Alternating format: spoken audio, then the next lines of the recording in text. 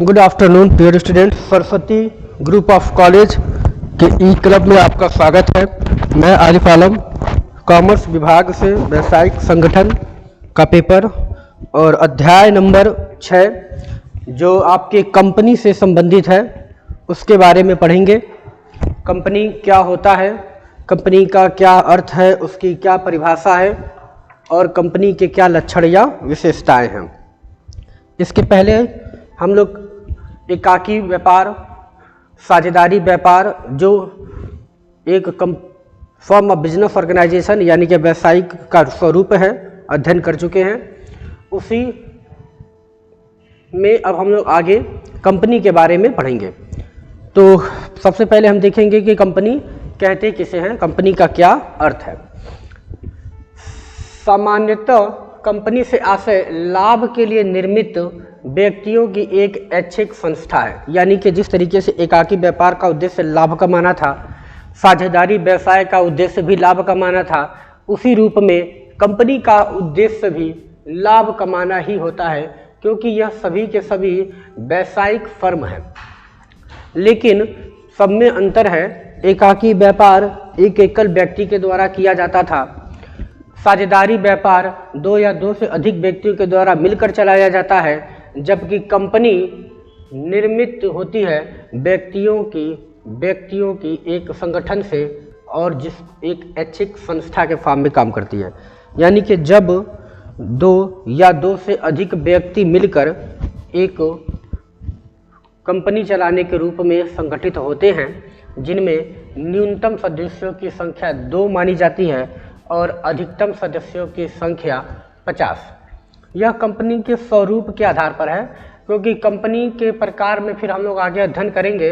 तो कंपनी के प्रकार में 2 तरह की कंपनी मिलेगी आपको, एक मिलेगी निजी कंपनी और एक मिलेगी सार्वजनिक कंपनी। तो हम लोग पहले कंपनी जो निजी कंपनी है उसमें सदस्यों की संख्या 2 न्यूनतम और अधिकतम सदस्यों की संख्या 50। सार्वजनिक कंपनी में न्यूनतम सदस्यों की संख्या 7 होती है और अधिकतम सदस्यों की संख्या असीमित मानी जाती है। यानी कि जब एक कंपनी की निर्माण होती है तो उसमें कितने व्यक्ति हो जाएं यह लिमिट नहीं है, जो कंपनी एक्ट के द्वारा बताई गई है। एक और महत्वपूर्ण चीज़ इसके प्रारंभ से पहले हम लोग ध्यान रखें कि कंपनी जो है वो कंपनी एक्ट 2013 यानी कि कंपनी अधिनियम 2013 के द्वारा निर्धारित होती है, चलती है। उसी के द्वारा, इसी अधिनियम के द्वारा, इसी एक्ट के द्वारा कंपनी का निर्माण होता है। अब उसी संदर्भ में हम लोग आगे फिर से देखते हैं कि कंपनी एक ऐसी संस्था है, एक ऐच्छिक संस्था है जिसका उद्देश्य लाभ कमाना है। उसके बाद उसकी विशेषता है जिसकी पूंजी हस्तांतरण योग्य अंशों में विभक्त होती है। यानी कि कंपनी की जो पूंजी होती है वो हस्तांतरण होती है। हस्तांतरण होने का मतलब कंपनी में जितने भी सदस्य हैं, अगर कोई एक सदस्य उस कंपनी से हटता है तो वह कंपनी में जो भी पूंजी विनियोजित किया रहता है वह पूंजी दूसरे व्यक्ति को हस्तांतरित कर देता है। तो पूंजी एक ऐसी संस्था है जहां पूंजी का हस्तांतरण होता है और पूंजी जो है वो अंशों में विभक्त होती है। अंश क्या है यहाँ जानना आपका जरूरी है। अंश उसे कहते हैं कि जो कंपनी की पूंजी होती है, कंपनी की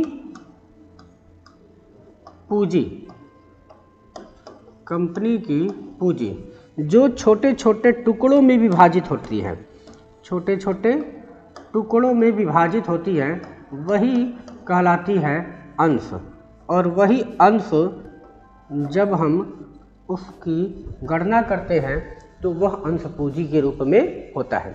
जैसे मान लीजिए किसी कंपनी के 10 सदस्य हैं और सभी ने मिलकर कंपनी में 10 लाख रुपए का इन्वेस्टमेंट किया, तो कंपनी की पूंजी जो है वो 10 लाख रुपए है और इस 10 लाख रुपए में कंपनी ने कहा कि हम इसको छोटे छोटे टुकड़ों में विभाजित करके हर एक अंशधारी द्वारा एक मूल्य लिया जाएगा जिसकी 100 रुपये की वैल्यू मान लेंगे।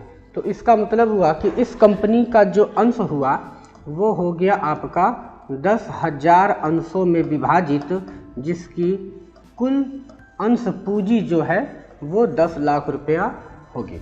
तो ये है अंश, और यही अंश जो हस्तांतरित होती है जो कंपनी की निर्माण में सहायक होती है। इसके अलावा इसकी अर्थ में इन अंशों के स्वामियों यानी कि अंशधारियों, कंपनी में जो व्यक्ति अंश खरीदता है वह कहलाता है अंशधारी, और अंशधारियों द्वारा ही कंपनी में पूंजी का निर्माण किया जाता है। अंशधारियों का जो दायित्व होता है वो सामान्यतया सीमित होता है, यानी कि जो व्यक्ति कंपनी में जितनी मात्रा तक अंश पूंजी को खरीदता है, विनियोजित करता है, उसी मात्रा तक उसका दायित्व सीमित होता है। यानी कि अगर किसी एक अंशधारी ने कंपनी के 100 शेयर खरीदे, अंश खरीदे, और हर एक शेयर का 100 रुपये का भुगतान किया, तो इसका मतलब हुआ कि उसकी पूंजी कंपनी में 10,000 रुपये हुई और वो 10,000 रुपये तक के लिए दायी है। इससे अधिक के नुकसान के लिए उसको जिम्मेदार नहीं ठहराया जा सकता। इसीलिए कहते हैं कि कंपनी का जो अंशधारी होते हैं उनके दायित्व तो सीमित होते हैं। तो यह कंपनी का अर्थ था, जिसमें से मुख्य रूप से आपको ध्यान देनी है कि कंपनी एक ऐच्छिक संस्था है, यानी कि स्वयं के द्वारा निर्धारित कि अगर एक व्यक्ति समूह बनाकर कार्य करना चाहते हैं तो वो ऐच्छिक रूप में संस्था का निर्माण कर सकते हैं। कंपनी का निर्माण कंपनी अधिनियम 2013 के अनुसार होगा। कंपनी अधिनियम 2013। दूसरी विशेषता है कि कंपनी की पूंजी हस्तांतरण योग्य होती है, यानी कि एक अंशधारी दूसरे अंशधारियों को अपनी पूंजी हस्तांतरित कर सकती है। और तीसरा, कंपनी के जो भी अंशधारी होंगे उनका दायित्व तो सीमित होगा। इसी क्रम में हम लोग आगे कंपनी की परिभाषा देखते हैं। कंपनी की परिभाषा में किम्बाल ने इसकी परिभाषा दी है। किम्बाल के अनुसार निगम यानी कि कंपनी, हम निगम कंपनी को दूसरे नाम से मुख्य रूप से निगम भी बोलते हैं।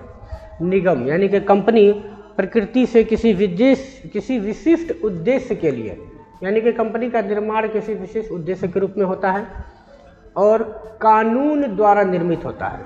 कानून द्वारा निर्मित होता है यानी कि कंपनी के निर्माण में कानून लागू होता है। कंपनी अधिनियम यानी कि कानून, कंपनी अधिनियम एक्ट 2013, अथवा अधिकृत कृत्रिम व्यक्ति है।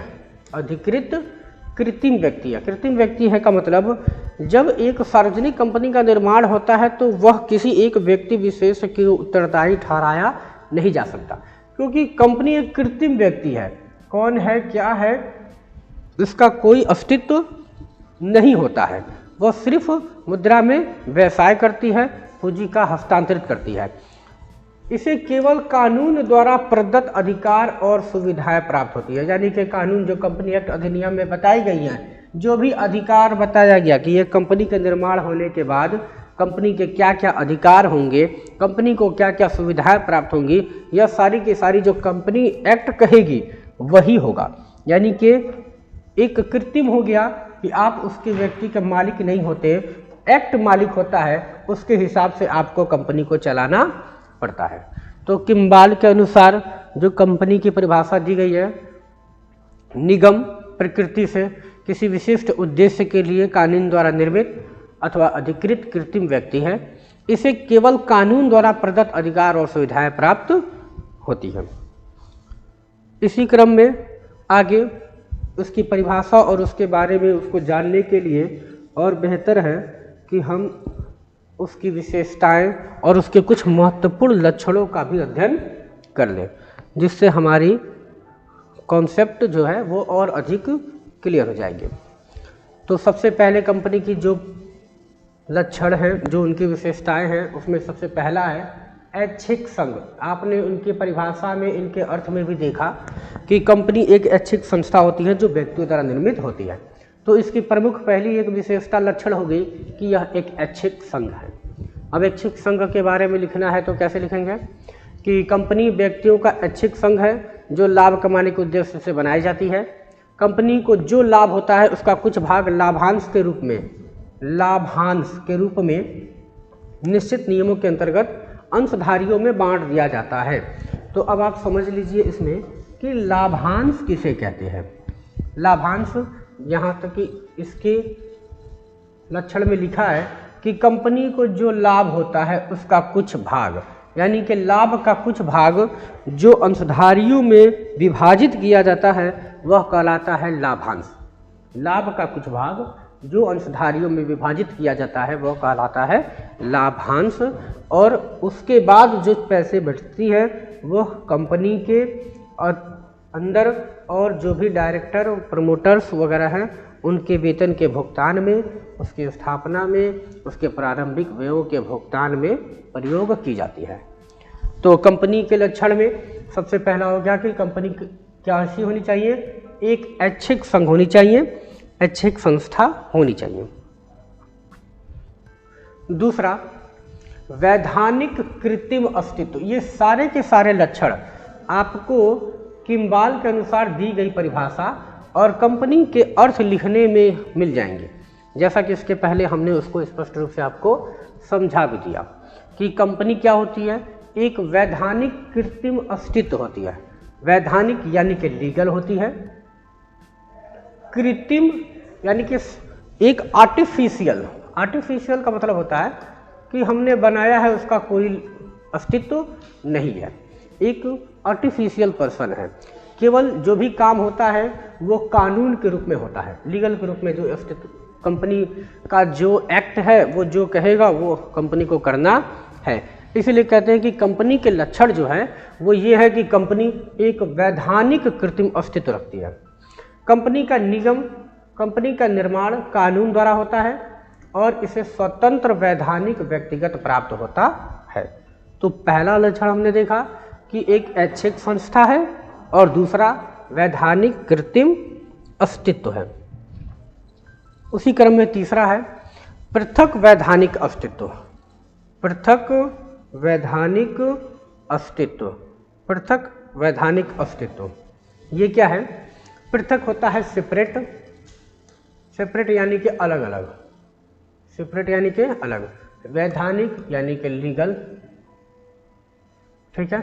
पृथक सेपरेट लीगल एंटिटी, एंटिटी यानी कि अस्तित्व, उसकी क्या वैल्यूएशन है।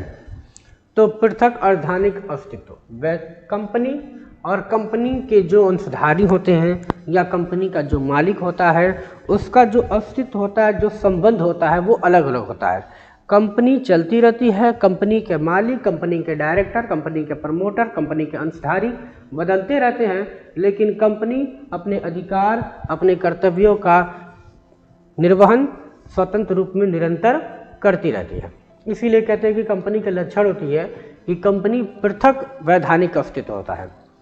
कंपनी का अस्तित्व वैधानिक होता है और इसके स्वामी अंशधारियों से इसका अस्तित्व पृथक होता है।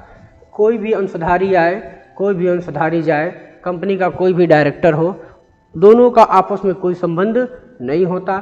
संबंध होता है तो अंशधारियों द्वारा लगाई गई पूंजी और उस पर होने वाले लाभ की यानी कि लाभांश की प्राप्ति, बस, और किसी तरीके का कोई संबंध नहीं होता। अंशधारियों से इसका अस्तित्व इतना पृथक होता है कि अंशधारी का कंपनी पर और कंपनी अपने अंशधारियों पर मुकदमा भी चला सकती है, जबकि कंपनी के जो मालिक होते हैं, कंपनी के जो मालिक होते हैं वह मुख्य रूप से माना जाता है कि कंपनी के अंशधारी होते हैं। अंशधारी यानी कि जो कंपनी में पूंजी विनियोजित करते हैं, कंपनी के अंश को खरीदते हैं, पूंजी लगाते हैं। तो कंपनी के अंशधारी ही कंपनी के मालिक भी होते हैं और कंपनी के मालिक अंशधारियों पर और कंपनी के अंशधारी मालिक पर, यानी कि एक अंशधारी दूसरे अंशधारी पर किसी भी रूप से किसी भी अधिकार का हनन या अपने कर्तव्यों का निर्वहन न करने के कारण एक दूसरे पर मुकदमा चला सकती है। इसलिए कहते हैं कि कंपनी का जो लक्षण है वह पृथक वैधानिक अस्तित्व माना जाता है। अगला सीमित दायित्व। सीमित दायित्व, सीमित यानी कि लिमिटेड, सीमित यानी कि लिमिटेड, और दायित्व यानी कि लाइबिलिटी। लाइबिलिटी यानी कि जब आप एक एकल व्यवसाय चलाते हैं तो अगर संस्था में दुर्घटनावश कितनी हानि होती है तो उसका संपूर्ण नुकसान आपको वहन करना पड़ता है। जैसे अगर आपने 10 लाख रुपए लगाकर एकल व्यवसाय चलाई और अगर आग के कारण अन्य किसी प्राकृतिक आपदा के कारण आपका नुकसान होता है तो ये संपूर्ण नुकसान आपको वहन करना पड़ता है। तो हम कहते हैं कि एक अगर एकल स्वामित्व है तो वहाँ पर दायित्व तो क्या हो गई, असीमित हो गई। जितना भी नुकसान हुआ वो सब के सब आपको वहन करना है। इसके बाद हम लोगों ने दूसरा देखा था साझेदारी। तो साझेदारी के क्या है कि 2 या 2 से अधिक व्यक्ति, मान लीजिए 4 व्यक्ति हैं, तो अगर संस्था को नुकसान होती है तो इन चारों व्यक्तियों में उस हानि का बंटवारा हो जाता है। यानी कि यहाँ पर भी दायित्व तो क्या है, सीमित है। लेकिन एक कंपनी है जहाँ पर अंशधारियों के दायित्व है वो पूर्णतः रूप से सीमित होते हैं। यानी कि अगर मिस्टर एक्स ने कंपनी में 10,000 रुपया इन्वेस्ट किया है, यानी कि 10,000 रुपये के शेयर को बाई किया है, तो अगर कंपनी को लॉस होता है, कंपनी को नुकसान होता है, हानि होती है, तो उनकी दायित्व उनके द्वारा लगाई गई पूंजी की मात्रा तक सीमित है। 10,000 रुपये तक नुकसान उनको हो सकता है। उससे अधिक के नुकसान के लिए कंपनी और कंपनी का जो लीगल अस्तित्व है वह उसका पूर्णतः भुगतान करते हैं। कंपनी के जो अंशधारी होते हैं उनकी दायित्व तो सीमित ही रहती है। अगला कंपनी के लक्षण और विशेषताएं में अंकेक्षण की बात करते हैं। अनिवार्य अंकेक्षण, अनिवार्य यानी कि कंपलसरी है, और अंकेक्षण को बोलते हैं ऑडिट। ऑडिट होता है बुक्स ऑफ अकाउंट्स की जांच करना, बुक्स ऑफ अकाउंट्स की जांच करना। लिखे हुए जो भी बुक्स ऑफ अकाउंट्स बनाई गई हैं कंपनी की वो सही है या नहीं है, इसकी जांच करना 3 मिनट में, इसकी जांच करना अंकेक्षण कहलाता है। तो अंकेक्षण अगर एक एकल व्यवसाय है तो उसके लिए ऐच्छिक है, ऐच्छिक है यानी कि आप कराइए न कराइए, कंपनी के द्वारा उस पर कोई नियंत्रण नहीं होता। साझेदारी भी ऐच्छिक है, लेकिन एक कंपनी का अंकेक्षण अनिवार्य होता है। यानी कि कंपनी जो भी अपने खाते रखती है, कंपनी जो भी अपने खाते रखेगी अपने हिसाब किताब के लिए, जो भी बैलेंस शीट, आर्थिक चिट्ठा वो बनाएगी या विवरण पत्र बनाएंगे, उन सब का अंकेक्षण कराना यानी कि जांच कराना अनिवार्य होता है। जबकि साझेदारी तथा एकाकी व्यापार के लिए यह ऐच्छिक है, कराइए नहीं कराइए कोई समस्या नहीं। लेकिन अगर आप एक कंपनी का निर्माण करते हैं तो ये याद रहे कि आपको अपने खातों का अंकेक्षण यानी कि जांच पड़ताल कराना मुख्य रूप से अनिवार्य होता है। तो ये हमारी कंपनी की विशेषताएं थी, कंपनी का अर्थ था, कंपनी के परिभाषा थी जो किम्बाल के अनुसार दी गई थी। इसके और विस्तृत अध्ययन कंपनी के प्रकार हम लोग अगले अध्याय में पढ़ेंगे। तब तक के लिए धन्यवाद। SGC के ई क्लब पे जो भी आप वीडियो देखें उसको लाइक करते रहें, सब्सक्राइब करें और शेयर करते रहें।